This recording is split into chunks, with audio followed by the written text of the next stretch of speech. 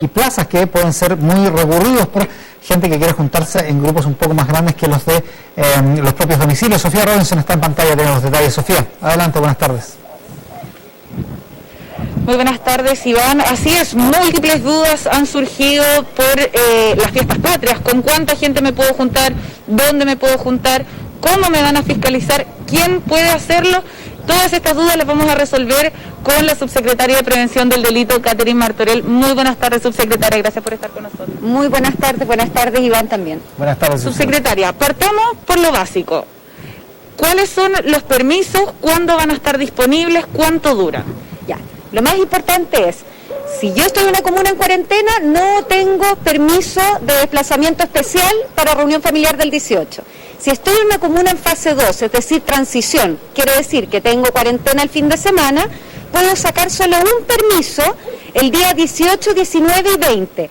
Ese permiso me permite desplazarme a otra casa que se encuentra en una comuna fase 2 o, si estoy en una comuna fase 3, 4, 5, ir a un domicilio que se encuentra en una comuna fase 2. El permiso dura 6 horas, solo dentro del horario que no es tan toque de queda, eso quiere decir entre las 5 de la mañana y las 9 de la noche porque se adelanta el toque de queda.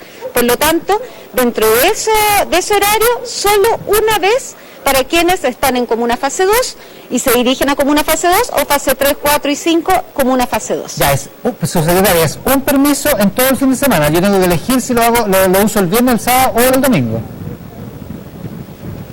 Así es, un solo permiso. Ya. Y no podemos subir de fase 2 a fase 3, por ejemplo.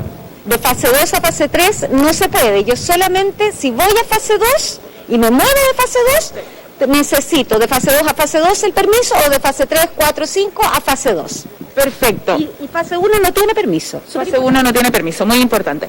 Subsecretaria, también ha surgido una duda con el tema de los espacios abiertos. ¿El jardín de la casa no es un espacio abierto entonces? Le agradezco mucho esa pregunta. El jardín de la casa o aquellos edificios que tienen quincho o aquellas personas que tienen un sector amplio en su comunidad, en el espacio, no se entiende lugar abierto. El lugar abierto son los lugares públicos, por ejemplo, la plaza, el parque, pero en ningún caso un lugar que es de propiedad privada. Eso se entiende como lugar cerrado y por lo tanto no puedo hacer, aunque tenga un patio grande o pequeño, no puedo sumar a más de las 5 personas máximo que tengo permitido invitar en el caso de que tenga derecho a ese permiso, porque si estoy en comuna en cuarentena no tengo derecho a ese permiso. Perfecto. Y entonces, estando en la casa, la propiedad privada, va a haber fiscalización. En una época normal, un carabinero no puede entrar a un domicilio sin una orden judicial, a no ser que haya flagrancia en un delito inminente, digamos. Ahora, ¿quién va a poder entrar a mi casa? De partida, ¿va a poder entrar? ¿Quiénes van a poder hacerlo? ¿Quiénes van a ir a tocarme la puerta?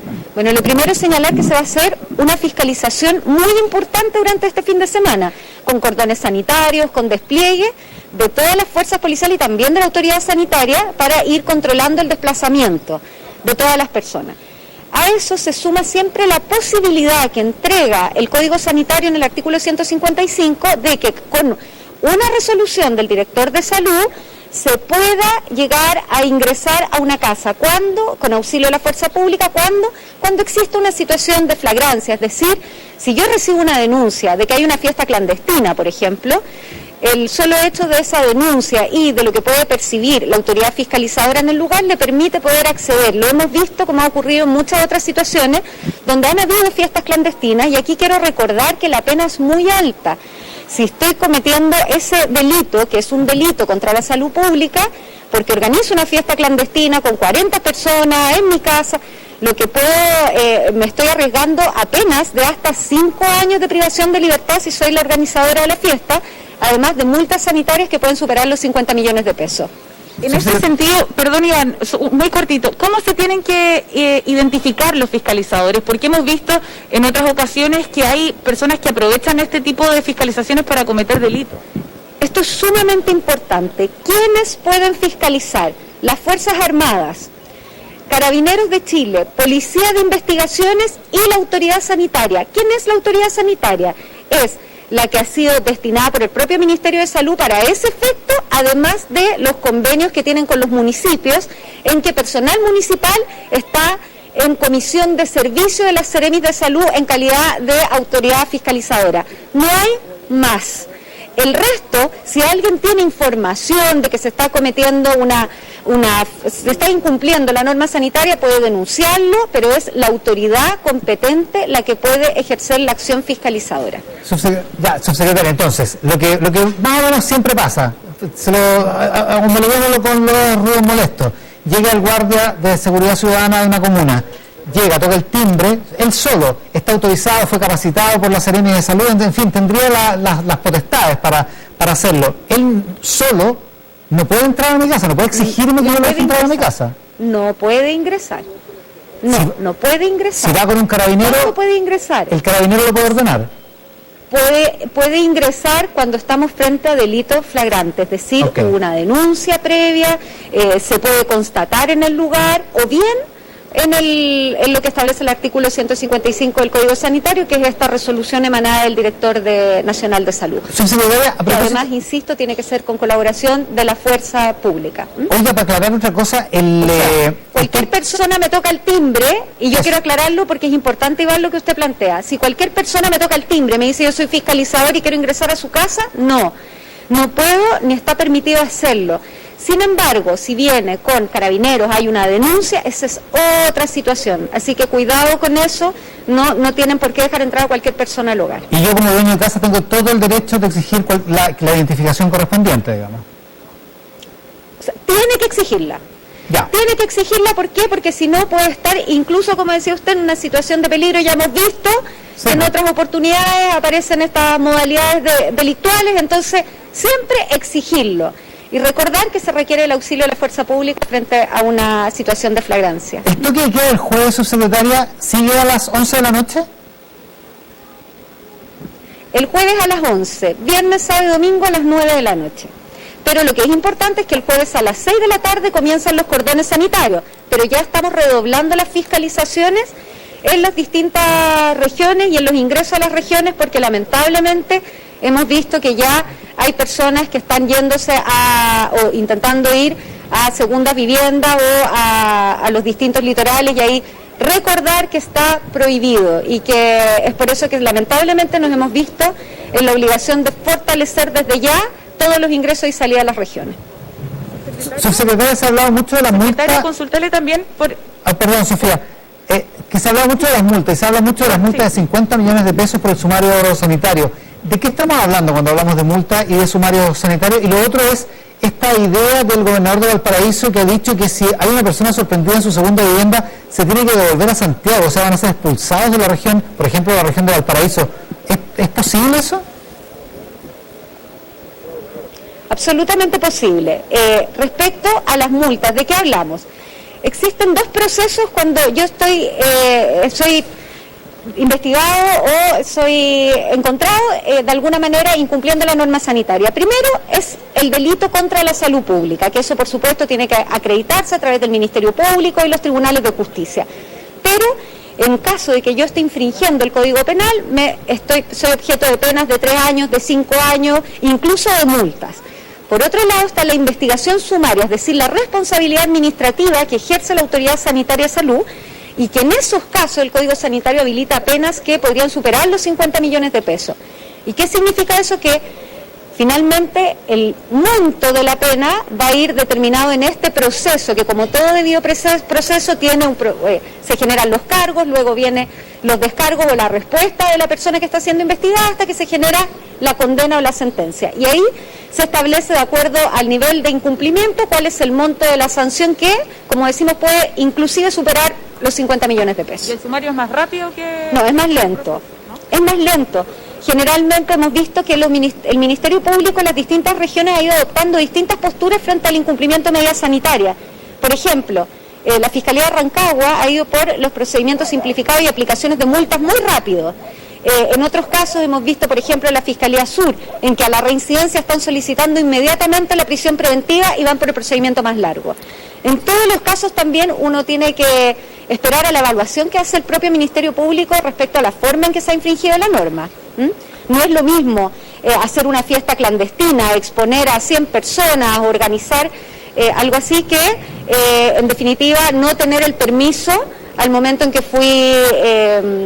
se me fue solicitado por un fiscalizador. Por lo tanto, todo eso esos tipos de infracciones son evaluados por las distintas autoridades y en base a eso se establece la sanción. Subsecretaria, oiga, una cosa que me quedó dando vuelta antes que la dijo, porque ve que el otro día estuvo el ministro Belolio acá y me dejó un instructivo, como 8 páginas, y dice acá que en las comunas en paso 2, en transición, pueden obtener un solo permiso, tal como usted dijo, en todo el fin de semana tienen que elegir, para salir de su hogar, hacer reuniones familiares dentro y fuera de la comuna, excepto para entrar a una comuna en cuarentena. Es decir, una comuna en paso 2 podría ir a una comuna en paso 3. Sí, eso sí se puede, ¿cierto? Sí. Ah, ya, es que yo no entendí el regla. Sí, pero se puede. Eso se puede. Sí, perdón. Ya, no. Se puede perfectamente, es solo un permiso. Pero se puede ir a fase 3, 4, 5. Lo que no se puede hacer es retroceder a fase 1.